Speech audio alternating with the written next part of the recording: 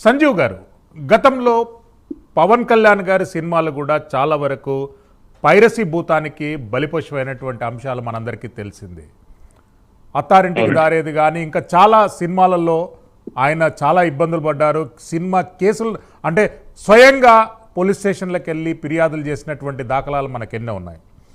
దాని తర్వాత ప్రభుత్వాలలో ఎందుకు మార్పు రాలేదు, ఎందుకు కట్టుదిట్టమైనటువంటి చర్యలు తీసుకోలేదు? సంజీవ్ గారు ప్లీజ్. యాక్చువల్గా పవన్ కళ్యాణ్ గారి సినిమా ఎప్పుడో పైరసీ అయింది. అత్తారింటికి దారేది టైంలో పైరసీ అయింది. ఆ పైరసీ చేశారు అంటే ఒక చిన్న ఎడిటింగ్ రూమ్ లో చేసి ఎవరో కుర్రోళ్ళకి ఇందాక సాయి వెంకట గారు డైరెక్టర్ గారు ప్రొడ్యూసర్ గారు చెప్పినట్టుగా ఒక 5,000కి 10,000కి అమ్ముడుపోతున్నారు. నిజం చెప్పాలంటే ఇది పొలిటికల్ గా కూడా కొంతమంది ఇన్వాల్వ్ అయ్యిండొచ్చు కాక, కానీ ఇది పొలిటికల్ అంటే మాకు సినిమా ఇండస్ట్రీకి పొలిటీషియన్స్ కి సంబంధం లేదు, పాలిటిక్స్ కి సంబంధం లేదు. ఎందుకనంటే మేము అన్ని పార్టీలకి సపోర్ట్ గానే ఉంటాం. ఏ సీఎం వచ్చినా ఎవరు వచ్చినా కూడా మాకేమి సంబంధం లేదు. ఎందుకంటే మేమంతా ఒకే యూనిటీగా ఉండేటువంటి ఒక సినిమా వాళ్ళం. ఒకరే కదా, లక్షల మంది దీని మీద డిపెండ్ అయి ఉన్నారు. సో పవన్ కళ్యాణ్ గారి సినిమా కానివ్వండి, ప్రభాస్ గారి సినిమా కానివ్వండి, రామ్ చరణ్ గారిది కానివ్వండి, బాలయ్య బాబు ఎవరిదైనా సరే అసలు పైరసీ చేయడం అనేది 100% తప్పు. ఆ తప్పులో పాల్గొంటున్నది ఏంటి? మామూలు జనమే, ఎవరో 10,000 20,000 కోసం పనిచేస్తున్నటువంటి కుర్రోళ్లే. సో వాళ్ళని అరికట్టాలి అని అంటే ప్రభుత్వంలో మొదట ఒక బలమైనటువంటి చట్టం రావాలి, పైరసీ మీద చట్టం రావాలి. ఎన్నో ఏళ్ళ నుంచి అంటే ఆల్మోస్ట్ 10 ఏళ్ల నుంచి పైరసీ సెల్ అని ఒకటి ఉంది. సరే, వాళ్ళు పోరాడుతున్నారు, అలాగే పోలీసు వాళ్ళు కూడా ట్రై చేస్తున్నారు. డిజిటలైజేషన్ వచ్చిన తర్వాతనే ఎక్కువగా అంటే ఎవరు దొరకట్లేదు. అసలు దొంగలు పలానా చోట అంటే చూశారు కదా, మొన్న ఐబొమ్మ రవి కూడా ధైర్యంగా అంటే కొన్ని వందల ఐడీలు క్రియేట్ చేసుకొని రకరకాల దేశాల నుంచి రకరకాల ప్లేసుల నుంచి పంపిస్తున్నారు. అలాగే పైరసీ చేశారని తెలిసింది. దొరికారు, ఒకరు దొరికితే సరిపోదు. అంటే కఠినమైనటువంటి చట్టం ఒకటి తయారు చేయాలి. అంటే ఆల్మోస్ట్ అంటే కొన్ని వందల కుటుంబాలు, వేల కుటుంబాలు నష్టపోతున్నాయి. కాబట్టి అప్పుడు సినిమా కుటుంబాలు అంటే ఏంటి? మేము కూడా మామూలు సాధారణ జనమే, మీలాగనే, మీలో ఒకళ్ళమే. సో మేము దెబ్బతిన్నా కూడా, అంటే కొన్ని కుటుంబాలు దెబ్బతిన్నా కూడా వాళ్ళ ఉసురు, వాళ్ళ శాపం కూడా తగులుతుంది. సో వీళ్ళు చేయడం చాలా తప్పు. ఒక హీరో అని కాదు, ఒక రాజకీయ పార్టీ అని కాదు, అందరూ కలిసికట్టుగా ఈ పైరసీని అరికట్టాలి. సో ప్రతి హీరో ఫ్యాన్స్ కూడా వాళ్ళు కూడా మాతో పాటు మమ్మల్ని వెన్నుతట్టి ఇలాంటి తప్పులు చేయొద్దు. అంటే హీరోల ఫ్యాన్స్ మంచి కార్యక్రమంలో పాల్గొంటున్నారు, మంచి వాళ్ళకి సపోర్ట్ చేస్తున్నారు. హీరో చేసినట్టు మంచి పనులు చేస్తున్నటువంటి ఎంతో మంది ఫ్యాన్స్ ఉన్నారు. ఆ ఫ్యాన్స్ కూడా నేను పర్సనల్ గా రిక్వెస్ట్ చేస్తున్నది ఏంటంటే, విజయ్ గారు కావచ్చు, ఇంకో హీరో కావచ్చు, ఎవరిది పైరసీ వచ్చినా కూడా వెంటనే మీరు రియాక్ట్ అవ్వండి, ఇది తప్పు అని చెప్పండి. అలాగే మెగాస్టార్ చిరంజీవి గారు లాంటి వాళ్ళు ఎలాగైతే రియాక్ట్ అయ్యారో మిగతా హీరోలు కూడా రియాక్ట్ అయిపోయి మీరు పిలుపునివ్వండి. మన ఫ్యాన్స్ కి, మీ ఫ్యాన్స్ కి మీరు చెప్పండి. అంటే దొంగలు ఎక్కడో ఉండరు, జనాల్లోనే ఉంటారు. కాబట్టి కనీసం పట్టుకోవడానికి క్లూ ఇవ్వడానికి ట్రై చేయండి. దానివల్ల ఏంటంటే కనీసం పోలీస్ వ్యవస్థ కూడా మనం సపోర్ట్ చేసినట్టు ఉంటుంది. దాంతోపాటు ఇది విధంగా మనకి ప్రైమ్ 9 నుంచి అభ్యర్థిస్తున్నది ఏంటంటే, ప్రభుత్వాలు కూడా ఇటు తెలంగాణ కానివ్వండి, తర్వాత ఇటు ఆంధ్ర కానివ్వండి, అలాగే అటు ఎక్కడో జరిగింది తమిళనాడు, తెలంగాణ, లేదంటే ఆంధ్ర అని కాదు, టోటల్ సినిమా ఇండస్ట్రీకి, ఇండియాలో ఉన్నటువంటి సినిమా ఇండస్ట్రీ అందరికీ కూడా, భారత ఫిల్మ్ ఇండస్ట్రీకి మీరు సపోర్ట్ చేస్తే, అంటే భారత ఫిల్మ్ ఇండస్ట్రీ అని చెప్పేసి మనం అనుకుంటే కనుక ఒకరు ఇద్దరు కాదు, కనీసం 2-3 కోట్ల మంది, ఇంకెక్కువ కూడా ఉండొచ్చు. సో వాళ్ళందరికీ సపోర్ట్ చేసిన వాళ్ళు అవుతారు. బలమైన చట్టాలు తీసుకురండి. అలాగే బలంగా ఆ ఫ్యాన్స్ కూడా, అందరు ఫ్యాన్స్, రాజకీయాలకు అతీతంగా అలాగే పోటీలకు అతీతంగా, ఒకరు హీరో ఫ్యాన్స్, ఈ హీరో ఫ్యాన్స్, ఆ హీరో ఫ్యాన్స్ అని కాకుండా మీరందరూ సపోర్ట్ చేయండి. దొంగల్ని పట్టుకోవడానికి మీ వంతు సహకారం చేయండి. డెఫినెట్ గా ఏదో ఒక రోజు, ఈ రోజు కాకపోతే రేపైనా దీనికి అంతు వస్తుందని అనుకుంటున్నాను. కాకపోతే ఏంటంటే 10 ఏళ్ల నుంచి మనం ట్రై చేస్తున్నది, 10 ఏళ్ళుగా కానిది ఇప్పుడేలా అవుతుందని అంటే, ఇప్పుడిప్పుడే కొంచెం అంటే ఐబొమ్మ రవి లాంటి వాడిని పట్టుకున్నాం. అలాగే పట్టుకోవడానికి ఆస్కారాలు కూడా ఉన్నాయి. ఈ రోజు దొరికింది, ఒకరు దొరికింది, ఇంకొక 10 మంది దొరుకుతుంది. అందరినీ అంటే పట్టుకుని చట్టం కనుక గట్టిగా వాళ్ళని శిక్షిస్తే, బలమైన శిక్షలు పడితే డెఫినెట్ గా ఏదో రోజు మార్పు వస్తుంది. ఈ డిజిటలైజేషన్ నుంచి, ఏఐ నుంచి, అలాగే ఓటీటీ నుంచి, అంటే సినిమా ఇందాక మా ప్రొడ్యూసర్ గారు సాయి వెంకట గారు అన్నట్టుగా థియేటర్ కి జనమే రావట్లేదు. ఎందుకు అని అంటే ఓటీటీలో వచ్చేస్తుంది, 2 వారాల తర్వాత 3 వారాల తర్వాత వచ్చేస్తుంది కదా అనుకునే స్థాయి నుంచి, పైరసీ ఈ రోజు మార్నింగ్ రిలీజ్ అయితే సాయంత్రానికి వచ్చేస్తుంది కదా అనే స్థాయికి ప్రేక్షకులు కూడా అలా ప్రిపేర్ అయిపోయారు. దయచేసి అలా అవుతూ థియేటర్ కి రండి. సంజీవ్ గారు మళ్ళీ వస్తానండి.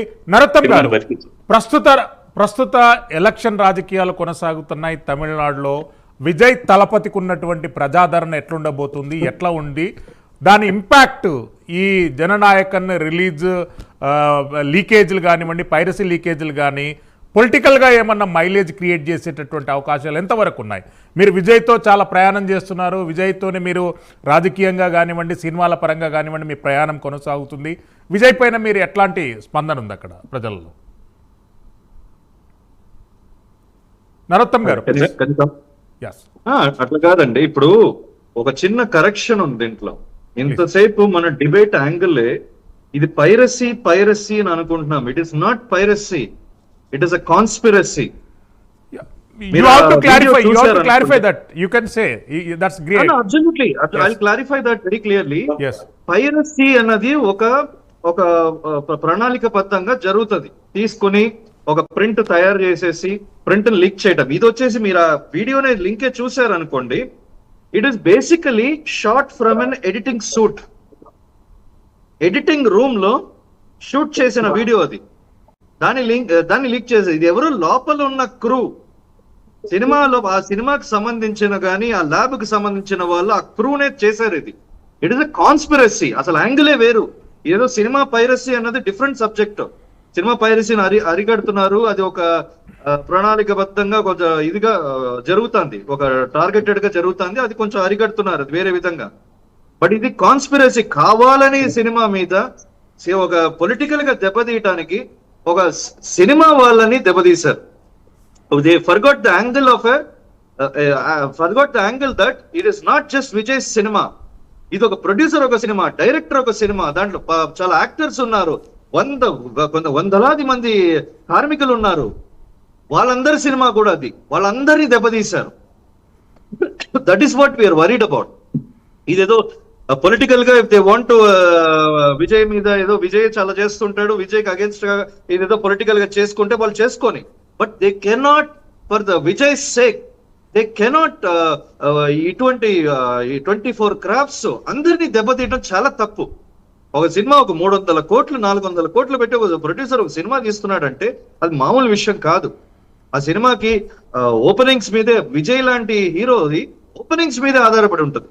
ప్రతి సినిమా ఆ ఓపెనింగ్స్ మీదే ఆధారపడి ఉంటుంది. ఒక అటువంటి మాస్ హీరో ఆ ఓపెనింగ్స్ నే దెబ్బతీశారు ఫస్ట్, నెంబర్ 1. ఇంకోటి మీరు అడిగిన ప్రశ్న, అక్కడ పొలిటికలీ ఇంపాక్ట్ ఉంటుందా? ఖచ్చితంగా దీని మీద పొలిటికలీ ఇంపాక్ట్ ఉంటుంది. ఆ సినిమా సక్రమంగా మామూలుగా రిలీజ్ అయి ఉంటే దాని పొలిటికల్ అండర్ టోన్స్ ఏంటో తెలియదు. భగవంత్ కేసరి సినిమాది ఏదో కనెక్షన్ ఉంది, ఏదో సమ్ సబ్జెక్ట్ సిమిలారిటీ ఉంది అంటున్నారు, బట్ దాన్ని చాలా మార్చి తీశారు. ఒక విజయ్ ఓన్ సినిమా ఇంతకు ముందు సర్కార్ లాంటి సేమ్ సబ్జెక్టు దాంట్లో మలిచి తీశారు. ప్లస్ దాంట్లో కొన్ని క్యాస్ట్ అండర్ టోన్స్ కొన్ని ఉన్నాయి, ఇట్లా సబ్జెక్ట్ ఉంది అని చెప్పి కొంచెం సెన్సార్ కొంచెం అభ్యంతరం, సెన్సార్ బోర్డు కొంచెం అభ్యంతరం తెలియపరిచారు. దాంతో కొంచెం ఆగింది cinema. That's a different subject. ఇప్పుడు ఈ సినిమా ఆపటం మూలంగా, ఇట్లా లీక్ చేయటం వల్ల ఈ దురుద్దేశం అనేది ఇంతవరకు న్యూట్రల్ గా ఉంది. ఇది సెన్సార్ బోర్డు ఆపింది, రకరకాల కారణాల మూలంగా ఆపింది అని సగం మంది అంటారు, సగం మంది okay it is a political game అందుకు ఆపారని కొంతమంది అంటారు. కానీ ఇప్పుడైతే ఇది కావాలని లీక్ చేయించినట్టే ఉంది కదా. దీని వల్ల ఏంటంటే Vijay is going to gain politically. ఖచ్చితంగా కార్నర్ చేస్తున్నారు, ఖచ్చితంగా దాన్ని దెబ్బతీయటానికి ఇది కాన్స్పిరసీ చేశారు అని తేట తెల్లంగా తెలుస్తుంది దాంట్లో. అందుకే విజయ్ ఒక స్ట్రాటజిస్ట్, అర్జున్ ఆదవన్ కూడా క్లియర్ గా స్టేట్మెంట్ ఇచ్చాడు. ఈ both centre and state are working against us. What wrong did we do? ఏం తప్పు చేశాము? ఒక పొలిటికల్ గా దిగటం తప్ప, అది ఒక తప్పు తప్పితే మేము ఏం తప్పు చేశాము? ఇప్పుడు విజయ్ కి న్యూట్రల్ గా ఉన్న కొంతమంది విజయ్ అభిమానులు కూడా ఇంకా చాలా తీవ్రంగా విజయ్ కోసం ఫైట్ చేస్తారు last phase of elections. This gone impact Tamil Nadu politics to great extent చెప్తున్నాను. ఇది ఎస్పెషల్లీ అర్బన్ ఓట్స్. ఎందుకంటే విజయ్ ఒక మాస్ ఆడియన్సే, విజయ్ ఒక మెయిన్ ఫ్యాన్ బేసే అర్బన్ ఆడియన్స్ ఎక్కువ. ఈ జననాయకం సినిమా ఈ లీక్ అవటం మూలంగా దీని వెనక ఉన్న రాజకీయ కుట్ర అన్నది బాగా ఎక్స్పోజ్ అయిపోయింది. సెన్సార్ బోర్డు వల్ల ఎక్స్పోజ్ కాల, ఈ ఒక లీక్ వల్ల ఎక్స్పోజ్ అయింది. And this is definitely going to have a huge impact in the urban votes. Urban votes వల్ల ఇంపాక్ట్ ఎవరి మీద పడుతుంది? డిఎంకే మీద పడుతుంది.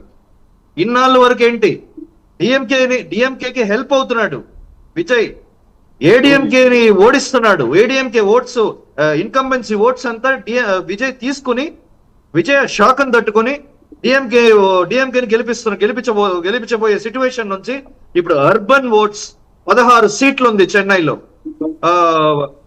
కోయంబత్తూర్, మదురై, ఈ అర్బన్ పాకెట్స్ ఉన్నాయి, దగ్గర 25 సీట్లు ఉన్నాయి. ఈ 25 సీట్లలో డిఎంకేకే దెబ్బ.